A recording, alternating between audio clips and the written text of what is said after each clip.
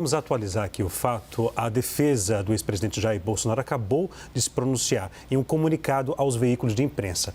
Abre aspas, considerando as informações prestadas publicamente pelo depoente, senhor Walter Delgatti Neto, perante a Comissão Parlamentar Mista de Inquérito, na presente data, a defesa do ex-presidente Jair Messias Bolsonaro informa que adotará as medidas judiciais cabíveis em face do depoente, que apresentou informações e alegações falsas, totalmente desprovidas de qualquer tipo de prova, inclusive cometendo, em tese, o crime de calúnia.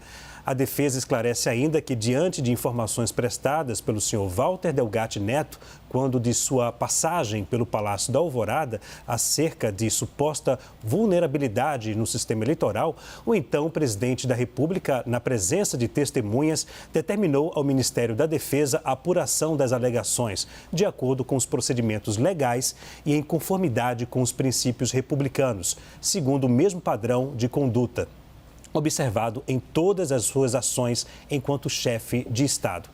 Após tal evento, o ex-presidente nunca mais esteve na presença de tal depoente ou com ele manteve qualquer tipo de contato, direto ou indireto. Vou ouvir aqui agora mais os colegas, analistas da bancada, começando com o Caio Junqueira. Caio, se o Walter Delgatti, ele falou informações ali durante a CPMI, do dia 8 de janeiro, apresentou informações, tem que haver prova. Sim, certamente. Essa era uma preocupação, assim, eu conheço eles, tanto o Delgatti, eu já estive lá em Araraquara, a gente fez a entrevista aqui na CNN em dezembro de 2020, primeira vez que ele falou para uma televisão, desde a Vaza Jato, e conheço o advogado, é o mesmo advogado, o Ariovaldo, já estive outras vezes em Araraquara lá com ele.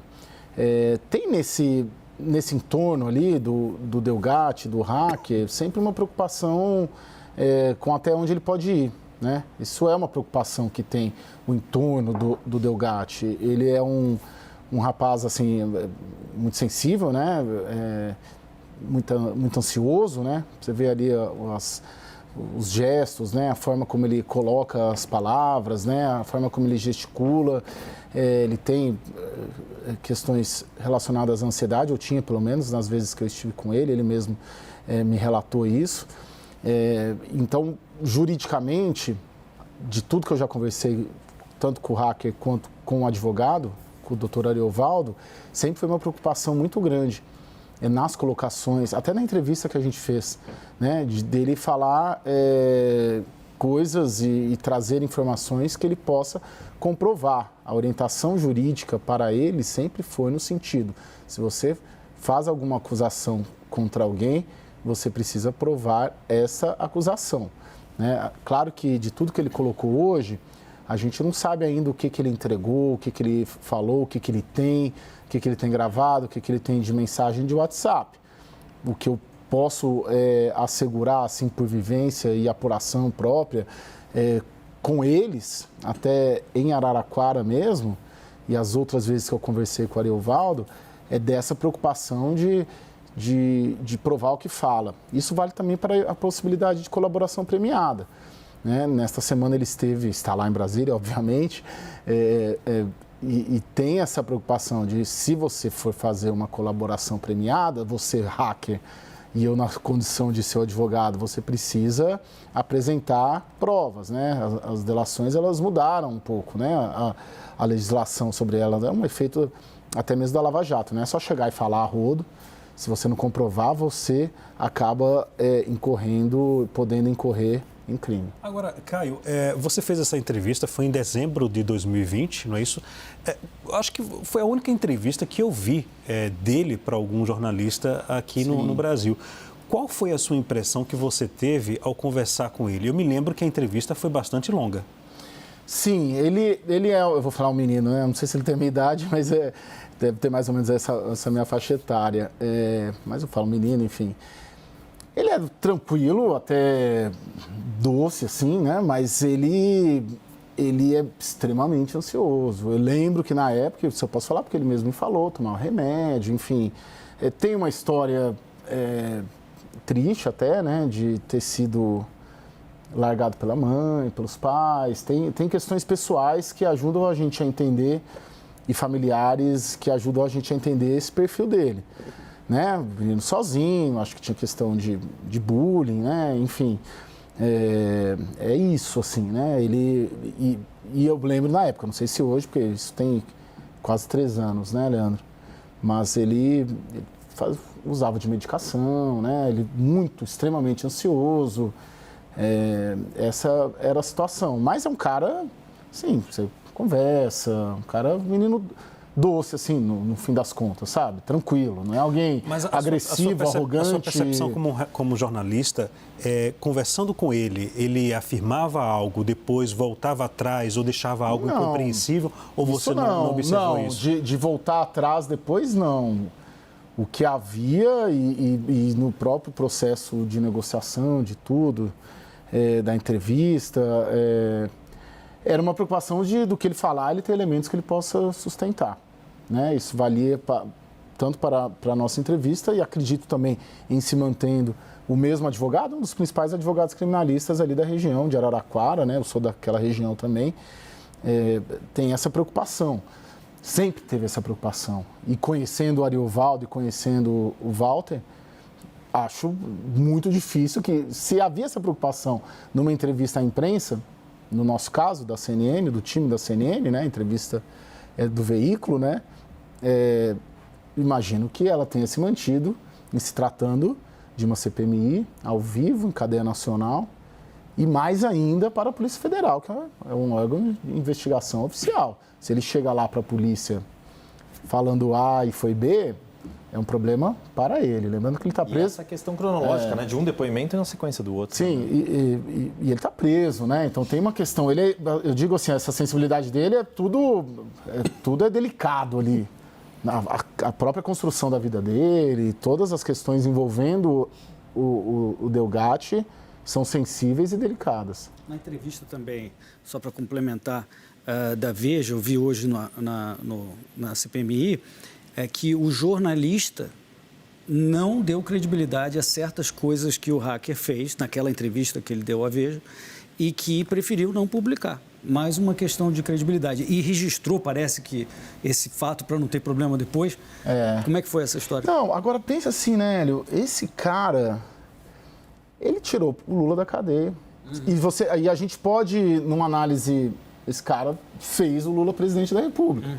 Porque se não fosse esse sujeito, o Lula não teria saído da prisão, não teria reconquistado os direitos políticos, não poderia disputar a eleição no passado e não teria sido eleito. Então, é um sujeito... É um personagem do Brasil, da política brasileira, determinante em tudo. E agora tá jogando o outro não ele, né? Tem outras situações envolvendo o ex-presidente Jair Bolsonaro. Isso é uma peça importante. Mas pensa a dimensão disso tudo, né? A Vaza Jato, né? Lá pelos colegas jornalistas lá do Intercept, o Demore e tudo...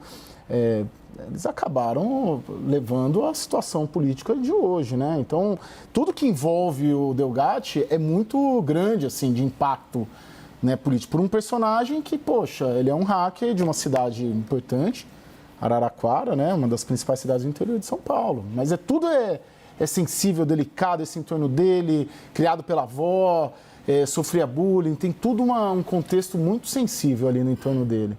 Um ponto que me chamou a atenção durante o depoimento de hoje, aí eu gostaria de ouvir os senhores também, é que durante o depoimento, um parlamentar apresentou um vídeo de uma entrevista dele declarando apoio ao presidente Lula. Essa entrevista foi no dia 28/7/2022, ou seja, no ano passado. E depois desse momento, ele passou a não responder mais aos parlamentares, né? Fica uma dúvida. Ora, houve essa entrevista que ele declarou apoio e depois de 2 meses houve uma fotografia com uma parlamentar que é de direita. Isso foi questionado pelos parlamentares da oposição. Yuri. Esse é um dos pontos, né, de tentar, que foi também bastante explorado pela oposição, de tentar descredibilizar não só por esse posicionamento político próprio, Walter Delgatti, como o seu advogado, e aí falou-se muito da história de venda da biografia do presidente Lula e que isso reverteria em recursos para pagar a sua defesa, etc. E foi um caminho, de fato, que foi muito explorado hoje pela oposição e vai nesta linha de que joga ainda mais a necessidade do que foi dito no período da manhã, enquanto ele respondia, ter alguma mínima comprovação. Agora, é importante a gente notar que das várias situações que ele foi relatando, né, muitas delas, de alguma forma, já foram comprovadas. Por exemplo, os pagamentos que ele recebeu por meio de PIX, que estão ali muito próximos da deputada Carla Zambelli, os assessores do gabinete dela fazendo esses pagamentos. Podem alegar que foi de ordem estritamente pessoal, não tem uma conexão direta com recursos públicos do gabinete, mas há uma conexão, uma lógica de conexão diante de todos esses fatos. E muitos dos encontros que ele relata não são negados. Não se nega que esses encontros tenham ocorrido. O que se nega é o que foi discutido, se houve ou não houve, e isso dentro de um contexto de várias outras situações que são narradas por outros personagens. Basta dizer também aquela história bastante truncada, quase rocambolesca, que envolve o ex-deputado Daniel Silveira e o senador Marcos Duval, mas ninguém nega que ocorreu um encontro. O que se nega é o que foi discutido no encontro. Então, o que entra nessa lógica toda de raciocínio e que faz disso um fato político que não pode ser ignorado, que do ponto de vista jurídico exige a comprovação à prova, mas que do ponto de vista político causa repercussão e causa complicações, no mínimo coloca nas cordas deixa acuado um campo político para ter que explicar essas situações que são bastante, né? A gente não dá para imaginar esse tipo de conversa ocorrendo numa democracia mais madura, mais consolidada. Alguém consegue imaginar dois parlamentares da Suécia conversando sobre grampear um ministro de Suprema Corte, ou da Alemanha, ou de qualquer outro país, né? A comparação que se imagina uma situação dessa ser plausível, cá para nós, com todo respeito a quaisquer outros países, não são os países que a gente quer ter como referência ou como objetivo. E essa é uma questão política. De novo, não é do ponto de vista jurídico, tem a necessidade de comprovação e de prova, mas do ponto de vista político, mostra o quanto esse tipo de situação causa embaraços, no mínimo por uma falta de cuidado, né, na hora de receber pessoas e de que tipo de pessoas que teriam acesso ao principal mandatário do país na época. Vamos ouvir a Renata. Renata? Algumas ponderações. Primeiro, sobre a questão da credibilidade. Não me parece que é necessário que alguém tenha uma ficha limpíssima para que ele entregue um depoimento crível. Esse é um ponto. O fato dele ser um criminoso não invalida o conteúdo do depoimento dele, seja para a CPI, seja para a Justiça. A gente tem aí para usar, né, o instrumento jurídico e legal mais representativo disso, a colaboração premiada, a delação premiada, ela implica que alguém que cometeu crimes vai entregar, vai confessar e vai entregar outros. Por isso que eu retomo a questão da necessidade de material que comprove tudo, ou ao menos dê alguns elementos probatórios, porque assim, a questão da prova também, né? Então, como ele vai provar que tudo aquilo aconteceu? Ele gravou essas reuniões que ele está relatando? Não. Então, mas há outros elementos que podem mostrar que aquilo aconteceu? Relatos, alguns documentos? Então, o que ele tem, além do que a história que ele está contando? Por isso, eu volto a esse ponto. O fato dele também, né, ter uma preferência política, nesse contexto todo, altamente justificável que a oposição ou que o bolsonarismo olhe e fale, olha, super esquisito. É um cara, a frase que eu ouvi há pouco também lá do PL, ele está vendido para o PT. Mas, do ponto de vista do seu depoimento, isso faz com que, ou do que ele entregar, isso faz com que isso seja invalidado? De forma alguma. Vamos retomar um caso de Delgatti da Vaza Jato. Se ele estava fazendo aquilo com a intenção, né, porque ele é lulista, né, de libertar Lula, o fato é que ele entregou uma série de provas, cometeu um crime, mas ao fim esse material foi considerado pela Justiça, então ele entregou uma série de provas que apontaram para desvios de conduta de agentes públicos, no Judiciário e no Ministério Público. Isso também, o fato de uma coisa, né, não necessariamente implicar a outra, não faz com que o que ele apresentou hoje pare de pé. Isso é algo que, primeiro, vai ser fundamental a gente ver os caminhos que a Polícia Federal vai percorrer nesse sentido, para a gente entender se esse espetáculo, né, porque ele se apresentou muito bem do ponto de vista midiático, de hoje, ele vai ter algum valor. Porque se nada parar de pé, até a estratégia, me parece, da base aliada vai ficar arranhada. Porque você dá atenção, você dar palco, você colocar num espaço tão privilegiado alguém que eventualmente lá na frente vai se mostrar uma pessoa apenas querendo colocar mentiras, né, para a sociedade, isso também acaba tendo, me parece, um efeito deletério para a estratégia da base aliada na CPMI.